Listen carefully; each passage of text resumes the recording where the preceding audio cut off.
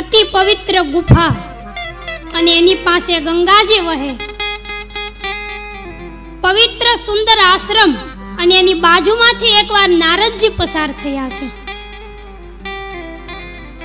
નારદજી જ્યારે આ જગ્યાએથી પસાર થયા તો આવું પવિત્ર વાતાવરણ જોઈ અને નારદજીને અહીંયા સમાધિ લાગી ગઈ છે.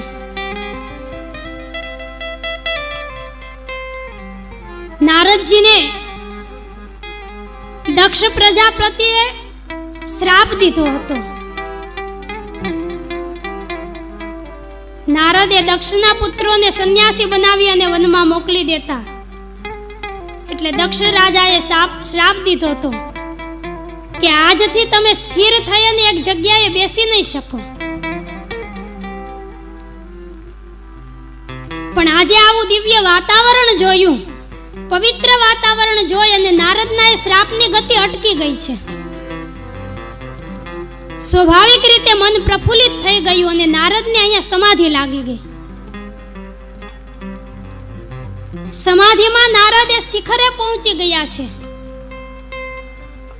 એટલે નારદજીની આવી સાધના જોઈ અને દેવતાઓનો રાજા ઇન્દ્ર ગભરાઈ ગયો છે. નારદજીની સાધના જોઈ અને એને ડર લાગી ગયો કે ક્યાંક નારદ એ મારું ઇન્દ્રાસન છીનવી લેશે તો.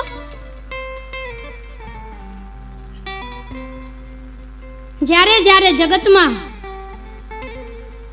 સંતોનો સાધના રૂપી પ્રભાવ વધવા લાગે ત્યારે ત્યારે શ્રીમંત લોકો ખૂબ ગભરાય છે. અને જગતમાં જે કામી લોકો હોય એ બધાયથી ડરે છે.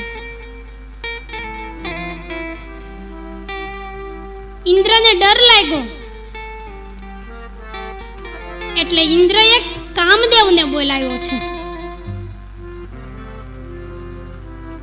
કામદેવને નારદની સમાધિ તોડવાનું કામ સોંપ્યું. ખુદ શિવજી મહારાજની સમાધિ તોડાવી નાખનાર કામદેવ એ દેવર્ષિ નારદની સાધના પાસે પરાજિત થઈ ગયો છે.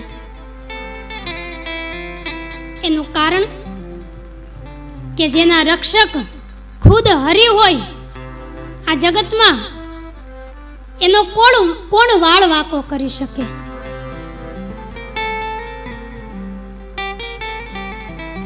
જેટલા તારા આકાશમાં એટલા શત્રુ હોય, પણ જો કૃપા હોય રઘુનાથની તો વાળ ન વાકો હોય.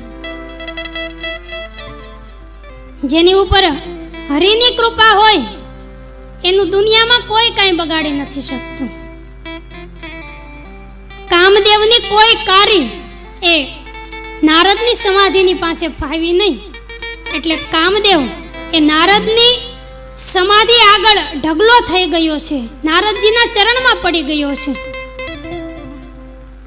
અને કહેવા લાગ્યો કે ધન્ય હો સંયમ શિરોમણી, ધન્ય હો જીતેન્દ્રિય. હું જગતનો મહાનમાં મહાન કામ એ આજે તમારા ચરણોમાં પડ્યો છું. આમ કામદેવ એ જ્યારે પ્રશંસાના પુષ્પો વેરવા લાગ્યો એટલે નારદજીની આંખ ખુલી ગઈ છે. નારદજીએ કામ ઉપર ક્રોધ નથી કર્યો. કામને તો જીતી લીધો, ભેગો ભેગો ક્રોધ નહીં જીતી લીધો છે. જ્યારે શિવજી મહારાજે તો કામદેવને ક્રોધ કરી બાળી અને ભસ્મ કરી દીધો હતો. પણ શિવજી મહારાજ અને નારદજી આ બંનેની સાધનામાં આટલો તફાવત છે.